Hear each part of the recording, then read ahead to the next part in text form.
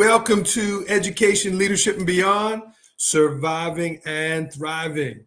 My name is Andrew Murata, host of the show, and it is a Saturday morning special, show number 190. Happy to be live here on Facebook, proud member of the Education Podcast Network, Voice Ed Radio Canada, and now an ambassador for the World Education Summit. That is our topic today. That is our goal today. And we are going to discuss all things World Education Summit. So pumped to be on here. Show number 190. Good morning to you. And if you're watching in the UK, good afternoon. We are going to meet Stephen Cox today.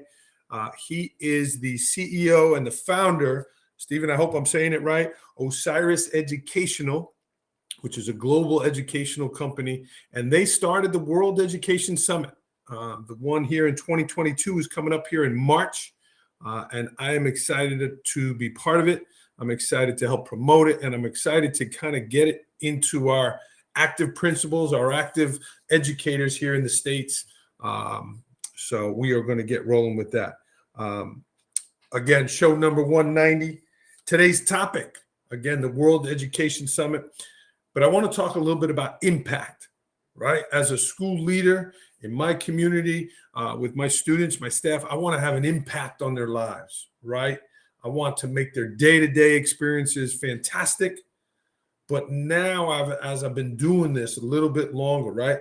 Now I'm reaching out to other principals. Now I'm touching the hearts and minds of other educators out from me.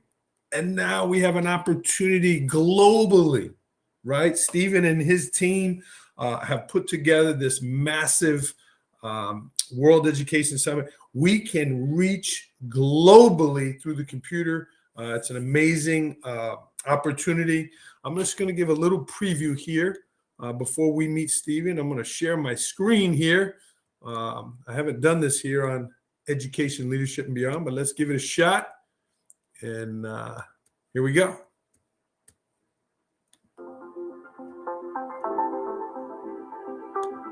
The idea behind the World Education Summit is to put learning central to the purpose and the processes we use in schools. We're looking at how we can support individuals, teachers, leaders, schools, and groups of schools or countries. So what we've done is to go right around the world, so no matter where you are, you'll be in touch with the best professors, the latest research, the top thought leaders, and what's moving and what's changing in education. And we've had feedback from our first West. We want to improve, so we're looking at a training stage. The passionate practitioners bring some of the world's experts in training teachers, and we'll be looking at themes over the 4 days, from digital learning to making learning visible, teaching strategies, and then we'll also be looking at the social and emotional side of how you develop great learners. So it's not just bringing the learners learning first, it's bringing your learning right into the centre of the World Education Summit.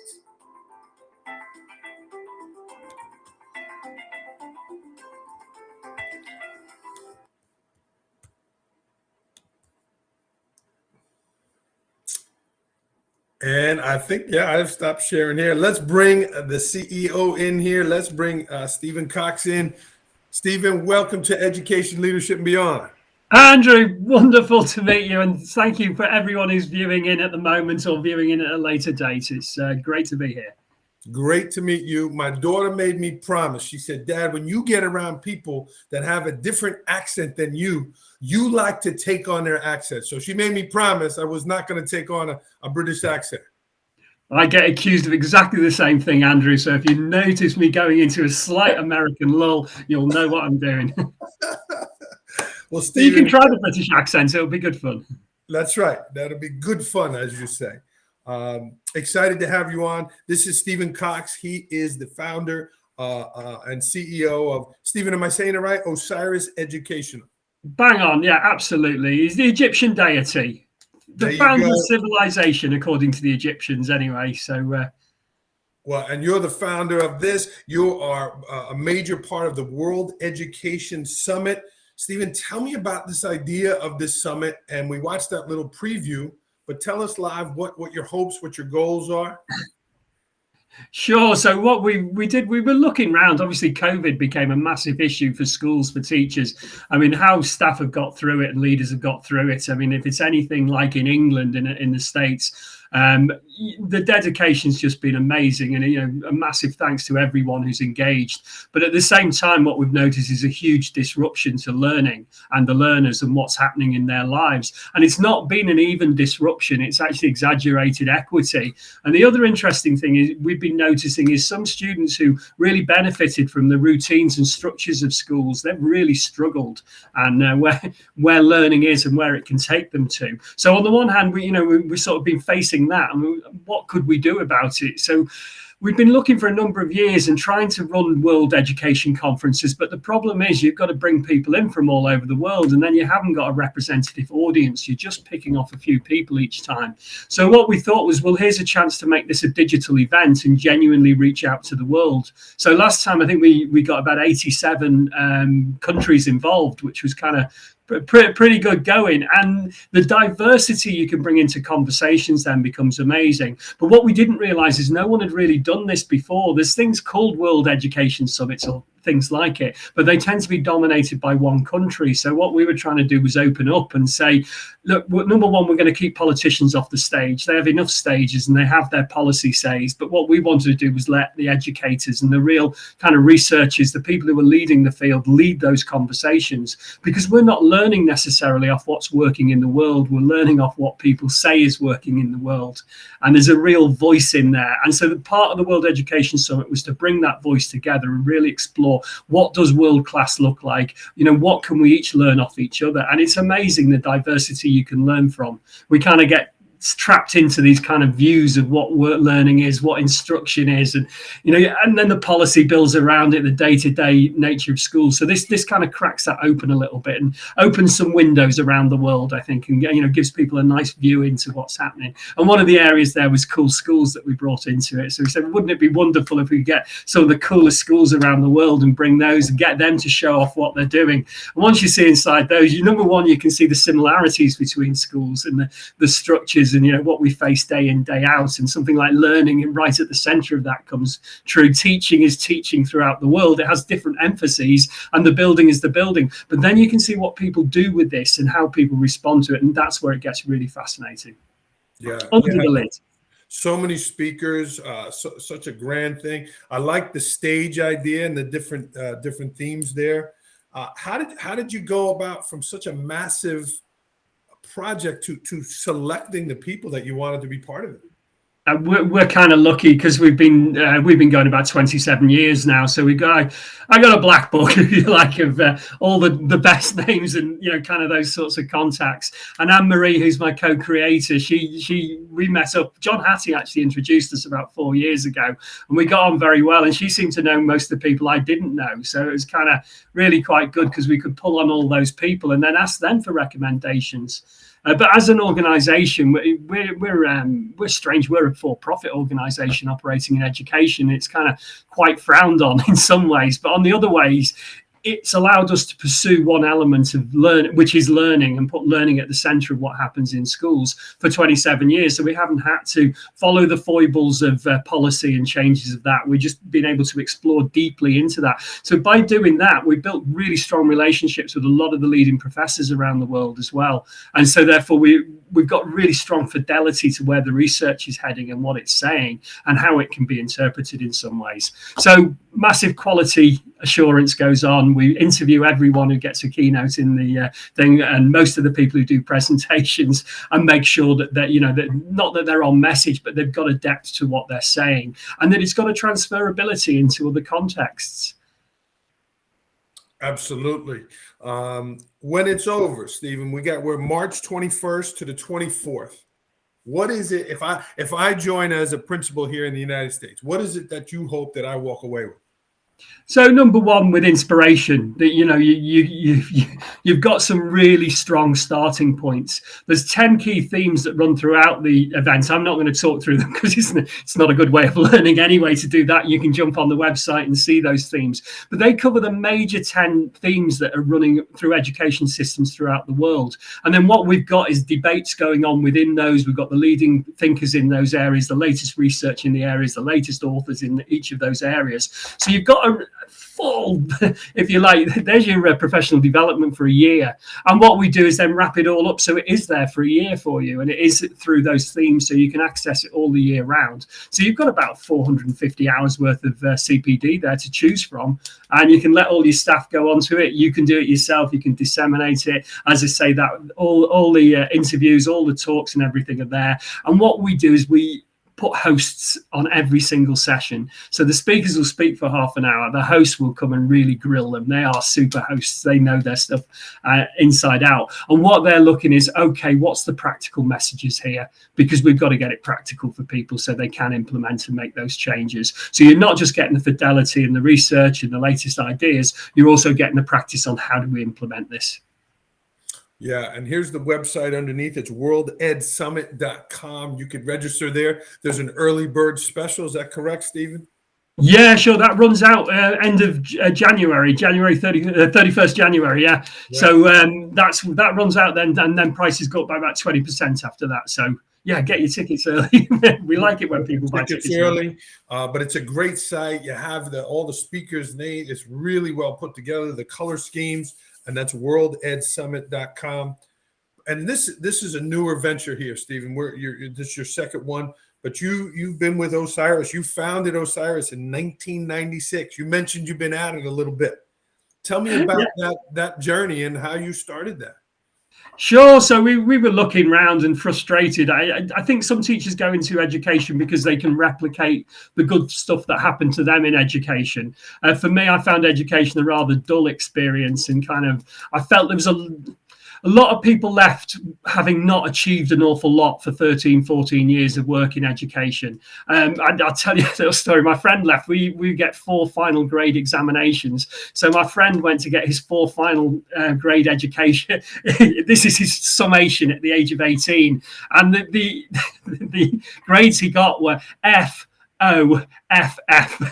I thought, if that's it, is that, you've done it. You spent 18 years studying, that's what they give you at the end of it. And you couldn't make it up, could you? And he never knew anything about learning. No one explored him. They delivered a curriculum at him. And so we were we know there's only 5 ways you can really improve education. The first one is access. If you haven't got access, you need access. Without access, we don't move anywhere. So we've got to get access. But that's not a real problem in most of the developing world. It is in a lot of countries. And we get into refugee camps during the summit.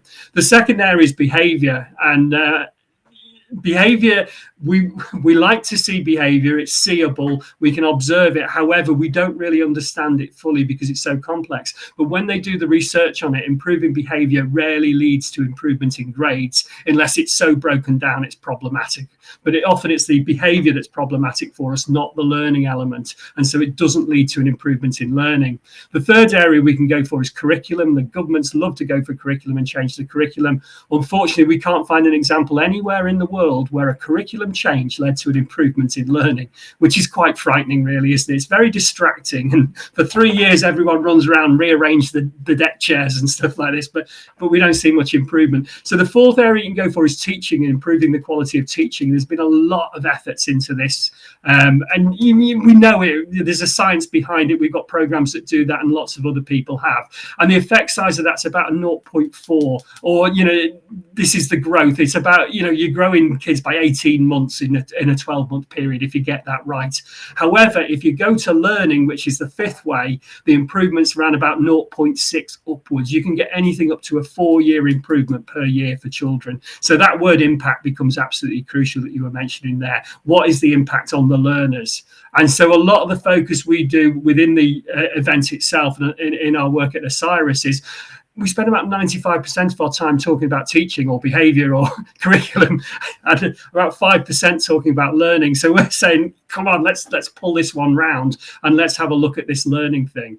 because that's more important. And in some ways, it doesn't matter what we teach them, because that will change over time according to the emphasis of how things are changing in the wider world. But what they need to do is come out as learners, because they need to develop skills later. They need to go to higher ed, study, and they need to understand themselves and what they're about as a learner. You can't teach someone to be a learner. You've got to discover the way they're learning. Stephen, you have tremendous energy, tremendous passion. You can hear it in your voice. You're telling a story from your friend when he's 18 years old about how he got F's after 18 years and how that impacted the work you're doing now. It's incredible.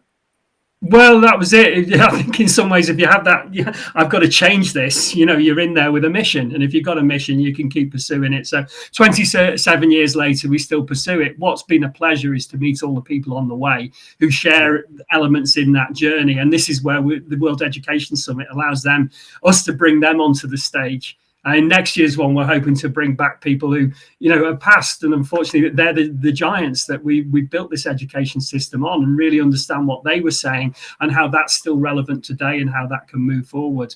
And also the people around the periphery of education who are helping. And last year we had Sadhguru on, who's talking from an Indian perspective about identity, though, and how identity is causing us an awful lot of problems in the system. We call it well-being, or we call it mental health, and that's the issue. But what they're saying is underpinning this is problems around identity and self-labeling and system labeling. So how do we tackle that? And what are the, well, we know, because we've got Becky Francis, professor, leading professor from England, who'll be talking all about that, all the research behind it and why that's getting in the way of equity. So really exciting to hear that. And you can hear all the people who've had a great influence on you over this journey, just the way you're talking about, and visual learning, and John Haiti, and some of the people that have touched your life. Tell me about your leadership style. You're the CEO, the founder here of Osiris. Tell me about your leadership style. It's a good question, isn't it? I always feel it's best to find the strengths in people. I love the Drucker 101 when you go back to Peter Drucker, and he says, everyone wants fantastic people who are motivated, who are skilled, who are dynamic, reliable, make good decisions, move forward. Okay, so that's 10, 15, 20% of the population. In the meantime, you've got to work with everyone, and they're not all as passionate. Other people have day jobs, so they treat a job as a day job, or they've got careers, they've got hobbies and all these other things. So we will find some people who are amazingly passionate and will go for it, and it's just a delight, because you just get out of the way of those people and let them get on with what they need to get. The other people, you've got to find the strengths. What can they do and do really well? So we kind of try and mold Osiris around the people rather than the people into Osiris, if that makes sense. What an excellent answer, right? What an excellent answer. Sometimes the leaders, we're trying to make people what we want them to be versus build on their strengths and what they had. Awesome answer. Well, we're trying to come up with a vision or a dream and move it, and yet we know that these plans, take the battlefield. We always love the kind of army analogies of it. As soon as you get in the battlefield, the plan's gone, because you don't know what the other side's going to do and where they're going to be moving to. So if you're playing to people's strengths, at least you're starting to understand them. And I think that represents itself into learning as well then straight away, because, if the kids... John Hattie, very influential on me and my thinking. He said that most students have got 1, 2, or 3 learning strategies. They're innate in them. They use them all the time. There's 450, so it's quite hard to bury down and find out which 1, 2, or 3 that they're using. Now, the kids who've got 3 and they're able to move between them, they tend to do pretty well at school, because if one strategy is not working, they've got another one to go to, and then they've got another one to go to. And if that third one isn't working, they're going to ask for help and stuff. It's the ones who've only got one strategy and it's quite a weak and undeveloped strategy. They're the ones who, we've got to really work with. And how do we develop? Number one, how do we know that strategy? Because that's the one they're going to use anyway. It's no point us trying to teach them other strategies. That'll be their number one. And how do we build then the robustness and the resilience that they need behind that to operate that? So, that's kind of... Well, what's your strategy? What's your leadership strategy? What are some things that you do as a leader, Stephen, to bring out the best in yourself, to lead your company, to lead this summit? What are some things that you do? In the past or now?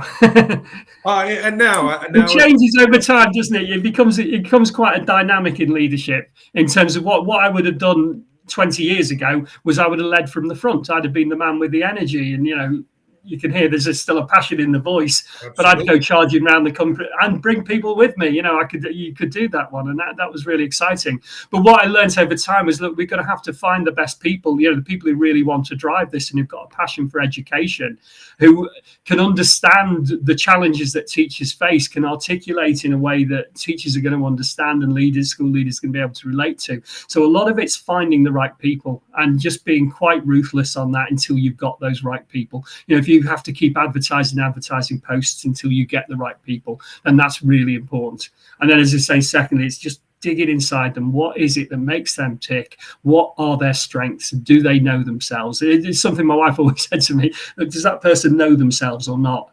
And if I see a letter application coming in, it's got I all the way down it, just goes straight in the bin. It's like, no, that this person doesn't know themselves. They're using I's to substitute something that they're really not sure about.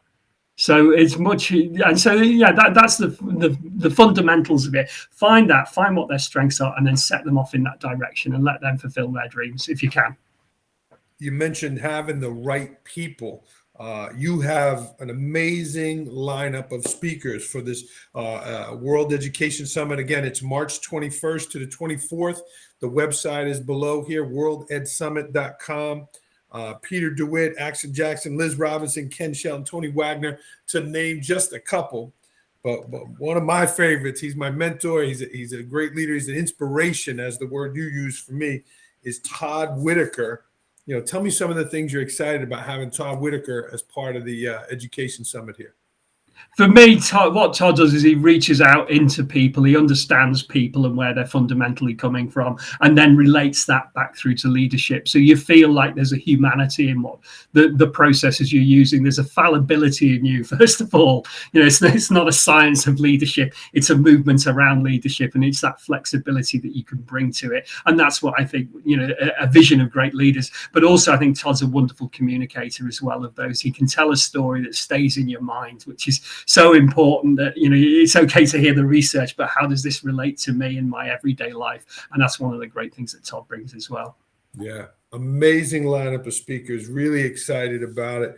But he's incredible, like you said, a story, but he knows people, he knows those behaviors. One of the things you wanted to touch on, Stephen, was the learning survey. So we've been, we talk about learning a lot, and so we were trying to find where's the research on it, and we were working with some groups. There's 8 CEOs in England. It's slightly different to other countries now. We have multi-academy trusts, so these are groups of schools, maybe 50, 60 schools in a trust. So we brought 8 leaders together, and we just unpicked and said, look, what's wrong with the system at the moment, and is there anything we can do about it? Well, we knew from the research and working with the likes of John Hattie that there's this thing called learning. What we didn't know was, okay, well, how does children perceive of what's happening? So we thought, well, let's pull this together in a survey. And so we tested it out and tried to get through to the bottom of it. And we pulled together a really good survey, which actually tells you a lot about what's happening in learning in schools. And we're going to talk a lot more about the findings. I can give you some kind of sneaky peeks now if you want, which is kind of really interesting. So we had 29,000 students participate in this survey across different countries as well. So we're able to compare it by country. But it's so interesting when you get to learning, it doesn't really matter what country you're in. You have the similar perceptions of learning. And what we've done is almost broken it down into 4 areas. So we've looked at what I call the EXO. What do the students bring before they start the schooling? What difference does it make if English isn't the first language at school, at home? And it does, it makes quite a big difference. What happens if you're a girl or a boy? What is there a difference? And they do perceive education differently. Girls are harder on themselves than boys are, perceptionally at least. We don't know about the other elements, but that comes through loud and clear. So that's the EXO, what they're bringing to it. And we can't influence that so much. We got to take the bag there. So the next one comes into the kind of culture and climate, which really does concern the leaders in there. And the thing we can conclude from the survey is that leaders really do matter in this. the top third of schools were twice the rating of the bottom third of schools. Wow. And this is on culture and climate. So this is stuff that we know about and leaders have known about for a while.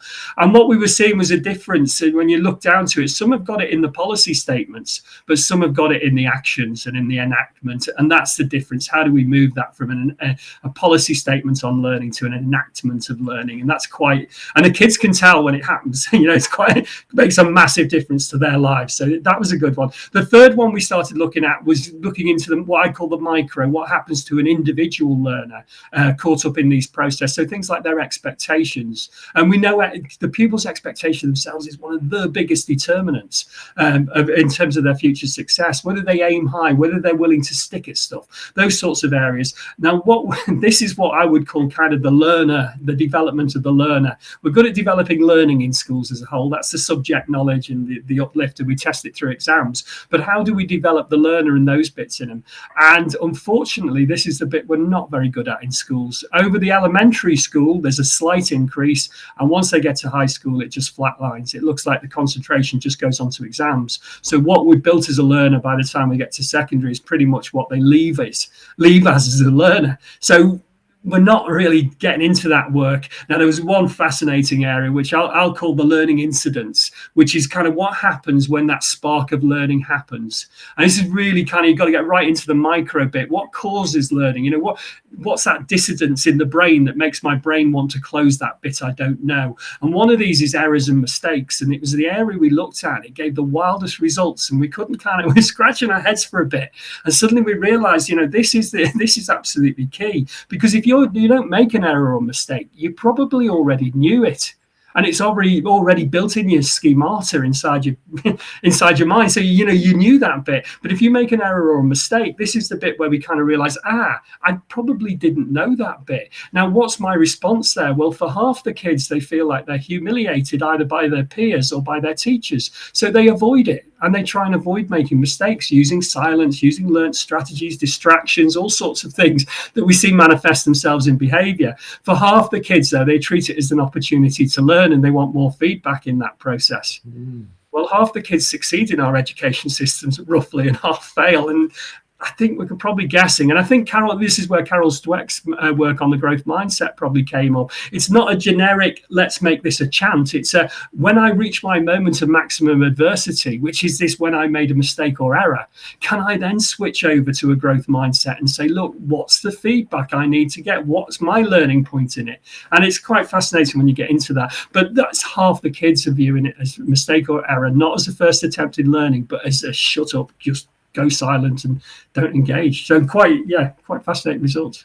Amazing. And then they watching these singers or actors, and they look at them like, wow, they're a great success. I want to be like this actor. Meanwhile, that guy has been failing for years until they eventually made it. But all they see is the success. Absolutely, 100%. And they just want to bypass that bit. I mean, the other bit that's coming out is around teaching assistants or learning support assistants. Now, we know the effect size is incredibly low here, 0 to 0.1. You may as well not have them. Yet these are vulnerable kids who do need some support.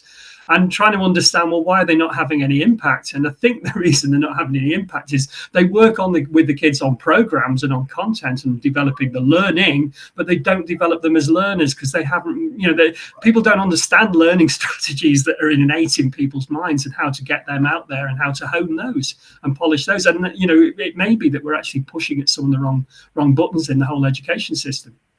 Well, it goes back to the story you told of your friend, FOFF.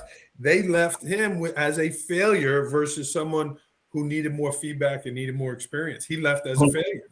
Yeah, and that feedback can be pretty tough at times. People don't mind it if if it's accurate, it's given fairly. And the best thing is when the students ask for feedback. I mean, this is one of the other areas we'll be looking at within the event, one of many, the whole area of feedback. We know a third of feedback has a negative effect, a third has no effect, and yet a third of it is one of the most powerful tools that we've got as teachers. So how come, all teachers think they're giving feedback, and they are, but unfortunately, in many cases, it comes across as judgment.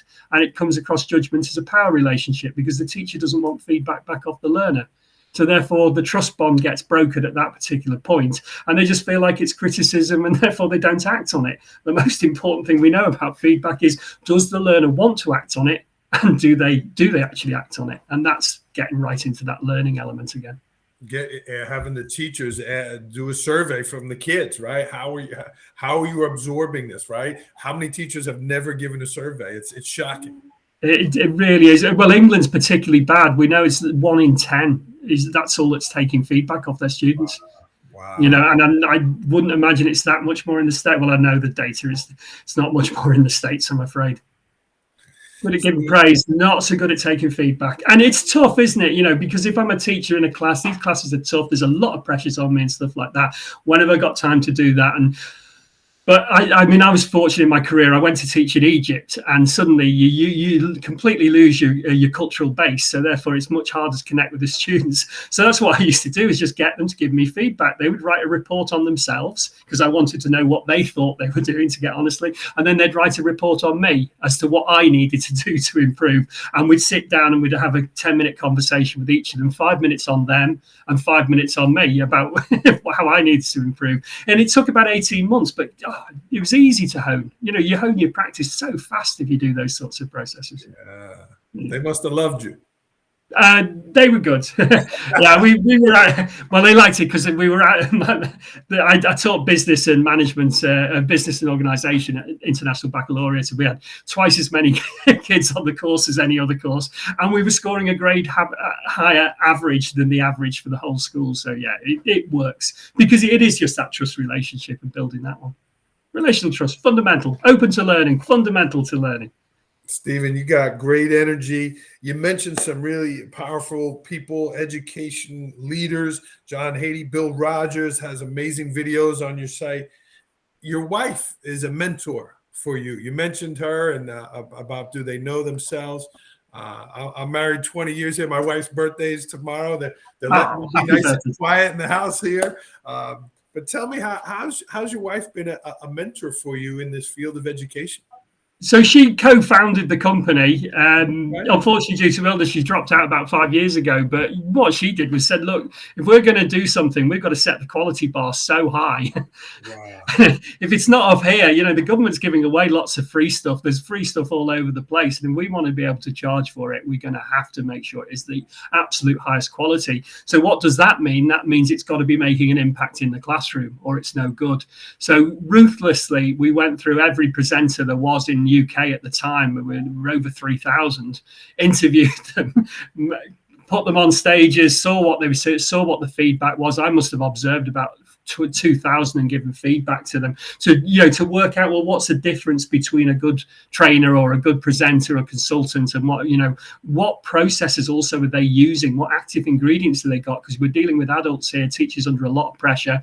Now, what teachers say they want and what leaders say they want and what they need are two slightly different things. So in some ways you've got to merge them. So some of it's tough feedback and some of it's stroking at the right time, because they're doing a lot of stuff really, really well. And this is where it gets quite fascinating. Even if you go into feedback, just take feedback, because it could be any dimension here. It consists of many learning pivots. And so what we often see is that people have got, say feedback's got 6 learning pivots. People are doing 3 of those pivots. They're doing one kind of, and they're missing 2 of them. And the whole jigsaw starts to fall down. And this is where so many educational initiatives have lost, unless you get all of them working at the right way. So you've got to stroke them on the ones that they're working on. You've got to kind of challenge them a little bit on the ones that they've got part working. And then you can open their eyes and vistas to the other ones. And then you've got to helicopter them and get them down and play it. So it was finding people who are capable of doing that. Sharing best practice doesn't work. We know this. Dissemination doesn't work. It's nice and people feel a bit secure in it, but it doesn't change what happens in the classroom. You've got to get into all those learning pivots, get the ingredients moving, and find people who are capable of that. And unfortunately, we found most professors weren't capable of that. They were brilliant at the research and they understood how to do research stuff. They didn't understand how to translate that into classroom practice in a way that teachers could actually change the way they were teaching and leaders could change the way they're leading. So that's what we've been, when we're looking at the quality and impact, that's the bit we've been doing. And that's the bit she's just really, really championed. I love it that she said that. They raised the bar so high, right? That there's a high quality. Great to hear you speak about your wife like that, and to build this company together. Amazing about the feedback, right? Exactly what you said. I'm practicing principle here in the States. Same exact thing. I could point out 8, 9 things they did great in the classroom. They focus on the areas. If I try. It's like I didn't even say that. It goes right to the negative. It's around the whole coaching thing as well. Coaches become so vogue, and obviously we've got Peter there, and Peter's a good friend as well. And there's a guy here in the UK, Mike Hughes. He says 85% of coaching doesn't work. It either has a negative impact or no impact. It's only 15% of the time it works. And the question comes, well, why? And it is this human judgment, whether we're judging ourselves while we're being coached, or whether the coach is judging us without realizing it, or we're perceiving it. We just switch off there. It's that errors, mistakes. If you're going to talk to me about my errors and mistakes, you better warm me up nicely and establish that relationship and get the power relationship right. Don't try and squeeze it in 5 minutes and think you've done your job, because I'm not going to be listening at that point. And this is where schools, it's quite difficult, because schools are very transactional. They're very fast environments. Yeah. I love stand-up comedy, Stephen. I was a Division I men's basketball official too. That's immediate feedback there, right? If I got a call wrong as an official, I knew, right? And I wanted to get the next one right. If we look at it like a comedian, they know the feedback is there. They have to go about and change what they're doing to reach the audience better. It's incredible. I think he's a good friend of mine who's speaking again at the event. Mark Burns would say, is we're building cathedrals. And this is it. We get compared with health education, health service so often, but health service is critical care. We're not. We're running marathons. We're building the blocks. We don't get to see the cathedral built at the end. That's our part. And it's quite hard to know, therefore, what the right bit is and what the wrong bit is. Unfortunately, too often we defaulted to the way we were taught, and all the research says that, because it's bred into us, and the way we were parented as well. And it's how do you change that then, and sort of become a different person, if you like, because that works for 70% of the kids usually. It's the 30% it doesn't work for that then have all the ramifications and the problems for society later on. Well, you mentioned Dweck about having that growth mindset, right? What can I do better? What can I do differently? How can I improve? You got to look within. Wow, Stephen. This is 40 minutes went by like this, whether you're on England time or New York time here. Is there something that I didn't ask you that you wanted to share before we get to rapid fire? I think that was a really good summary of what's happening. The World Education Summit, that's where we explore all these issues and take them much deeper and give you, some of those elements in there. There's such cool stuff like the Bjorks. When they talk about multiple choice, it changes your whole view of what multiple choice questions can be and how they can be used. And you suddenly realize we're not pre-assessing kids, and we unpick all these sorts of things. So thank you very much anyway for giving me the airtime on that one. I love it. The website is there, worldedsummit.com. Check it out. It is March 21st to the 24th. The early bird special ends here in January. Stephen, I'm definitely going to reach out about having you on again, and your partner, Anne Marie. I know she's moving house, as you said today. But this has been a pleasure. Let's end with rapid fire, Stephen. These are quick questions, the quickest answer, okay? Here we go then. Are you ready? Last book you read? The one I'm reading at the moment, The Dawn of Everything. Okay. Yeah, it looks at humanity and the way it's all developing. Schisma. Anyway, it's fascinating because you suddenly realize what we thought about the past isn't what the past was. It's quite different, and humans have developed very differently at different times. So we are developable again, which is good news for the whole planet, I think. All leaders are readers. Last movie you saw? Oh, the Gentleman. Favorite place to travel? The movie, quite good. Sorry. That's okay. Favorite place to travel? I've got a place in Spain, so I go there quite a lot, but I just love anywhere in the world. And my favorite place for a road trip is the States. I just love a road trip in the States, and my kids all love it as well. So incredible. A journal or a blog that you subscribe to? I don't. You don't. You're not in there. No, I read a lot and I look into a lot. I used to, but I just stopped. I find it gets in the way of your thinking sometimes. So Interesting. Your favorite stress reliever? meditation and qigong. Qigong is the ultimate. Yeah. And ancient Chinese. You mentioned about the garden design too, building gardens. Yeah, I built quite a few gardens. I'm just on about 3-acre plot at the moment, it's been a pasture for 2,000 years, and it's on a slope, and we're just terracing it. I put an organic pool in and all sorts of things. I just love doing it. Make it very idiosyncratic as well. So it's good. It's good fun. I need you a road trip to help with my garden. I love gardens. My dad was a gardener. He was a head gardener, so I've always loved it. Love it. At 8 a.m. on Saturday morning, I fill in the blank. Oh, I feel elated. It's the weekend. I can enjoy with my kids, and I feel like I can switch off a bit. So it's nice. Coffee or tea at that time? No, well, I do green tea. I won't do caffeine. Green has a bit of caffeine in. You have the energy. You don't need the caffeine. No. Best purchase. I normally say $100, but I'm going to say best purchase under 100 pounds that has had a great impact on your life. Oh, good question. It would probably be a record, and it would probably be the Sex Pistols, and I won't read out the title because it just grabbed at a time where I felt that where I was growing up in suburbia and stuff like that, and it was all the kind of progressive rock. Someone just grabbed by the collar and said, "Wake up! You can change the world," and it was very exciting. I love it. Who is your sporting team? Oh, I support Everton, the football team in the Premier League. We've been there longer than anyone, actually, most amount of years. They're the oldest team. The longest serving in the top flight. They've only been out of the division for 2 seasons in 120 years. So wow. Why is soccer so popular in Europe and England, but not in the US? It's a working class game. It came out of the cohesion of the communities at the time when they were being formed. So it became the representation of the community.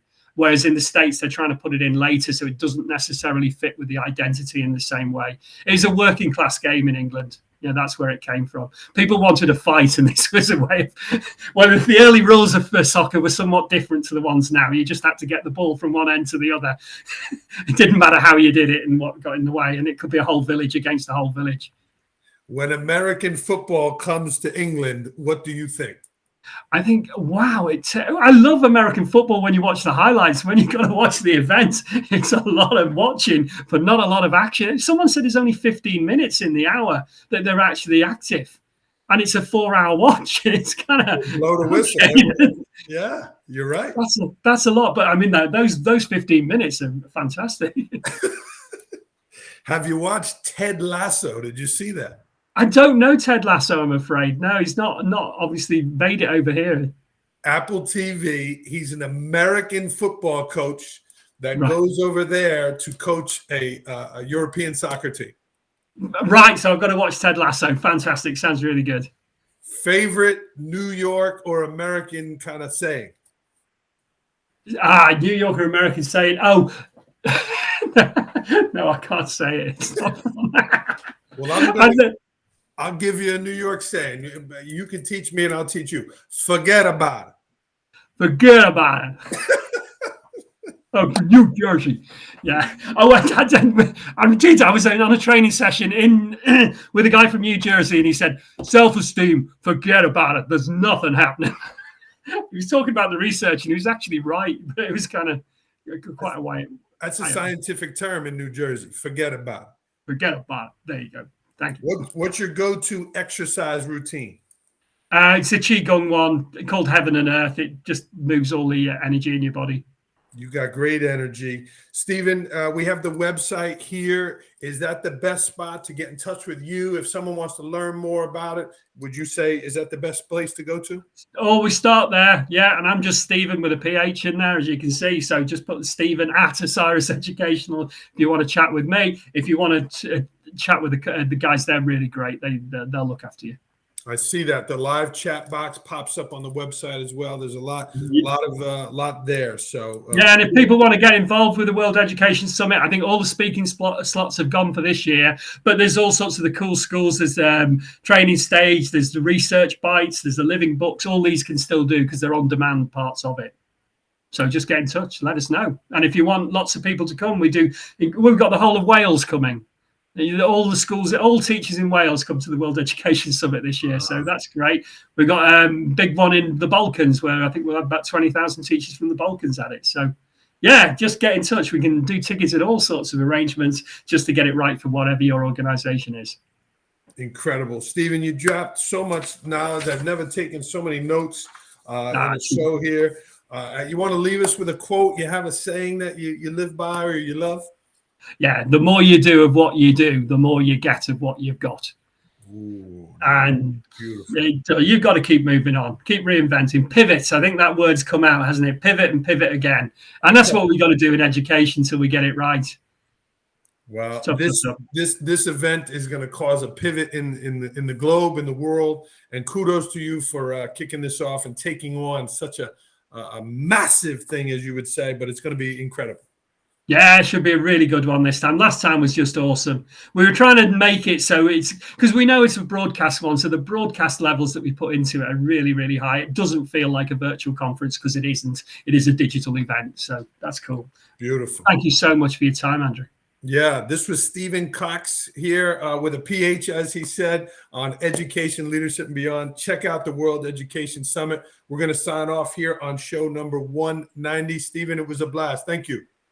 Good luck. Good luck, guys. Stay on the line a second. Here we go.